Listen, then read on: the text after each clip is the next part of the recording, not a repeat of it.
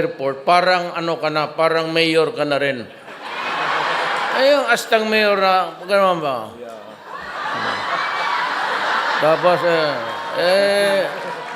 marami ito. Bakit? Marami. Marami akong bigyan. Ilang malita. 3, 4, okay lang. Ito to.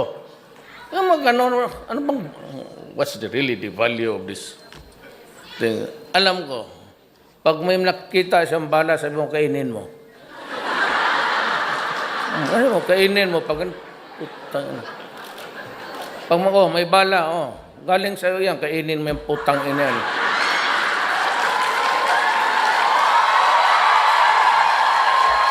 Pag hindi mo kainin kita buhay dito, just be assertive, tapos kung sa publiko ka, create a scene.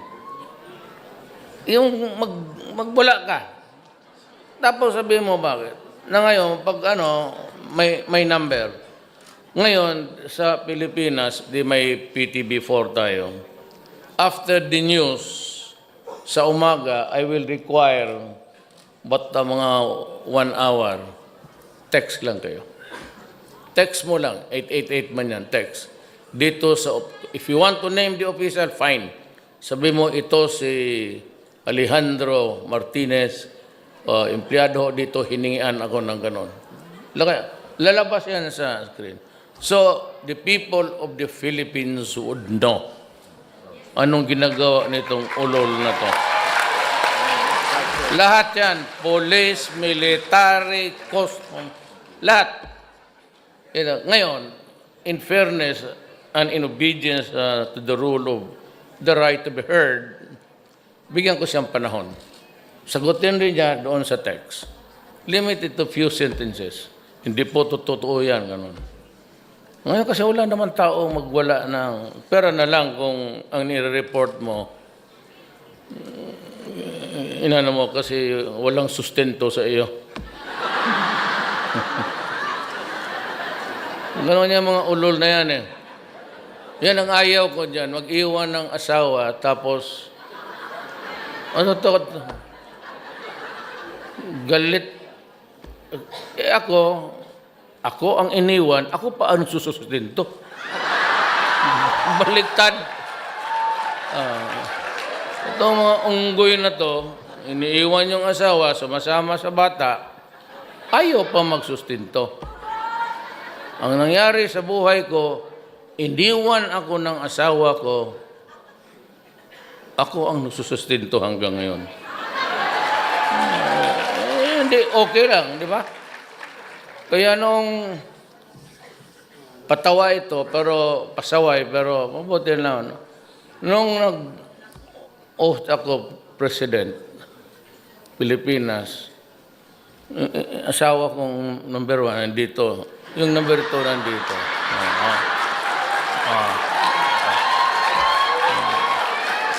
Saan ka nakakita na ganong style?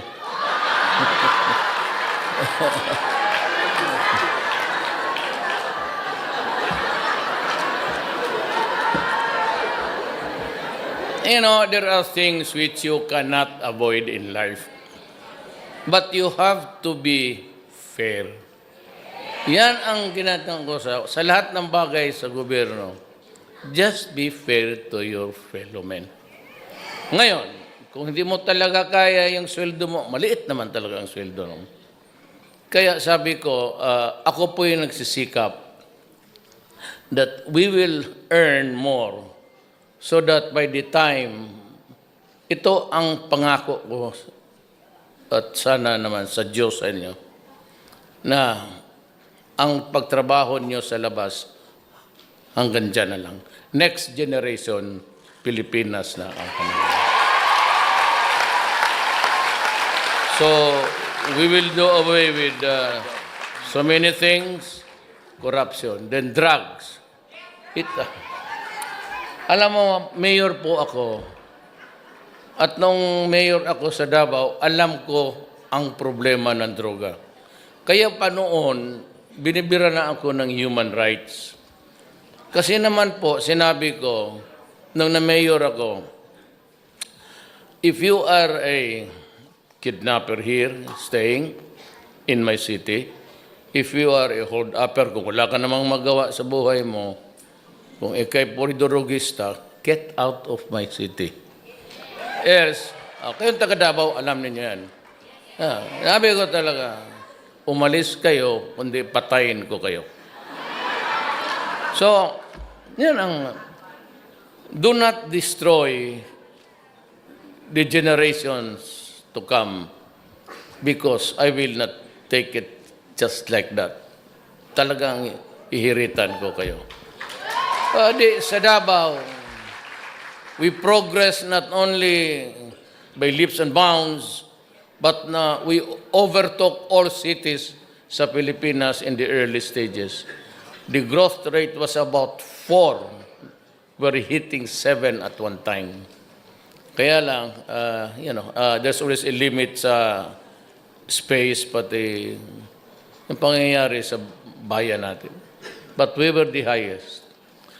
Ngayon, ganito rin sana ang gusto kong mangyari sa Pilipinas. Early on, I gave the same warning na huwag ninyong sirain ang bayan kong Pilipinas kasi hindi ko matanggap yan. Talagang papatayin kita.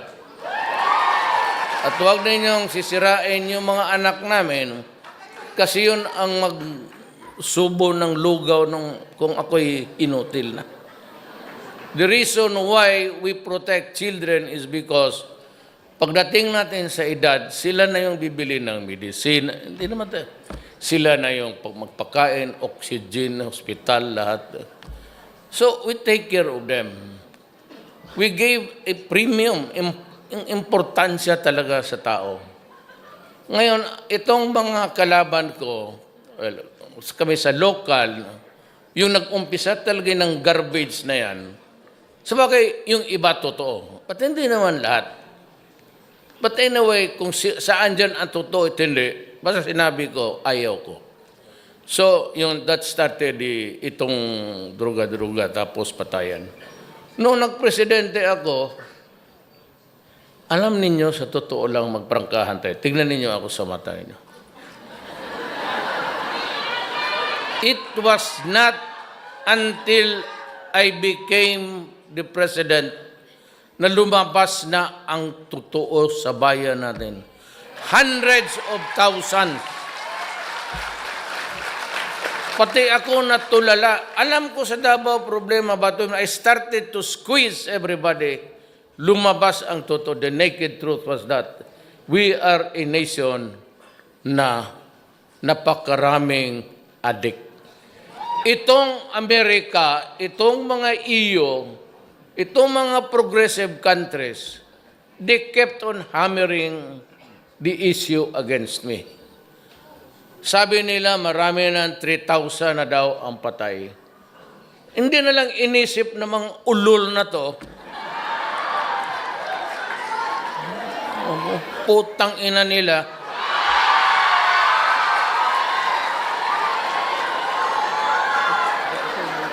Hindi nila alam 3 million, that was the figure that was given by General Santiago when he was a PDEA chief 3 years ago.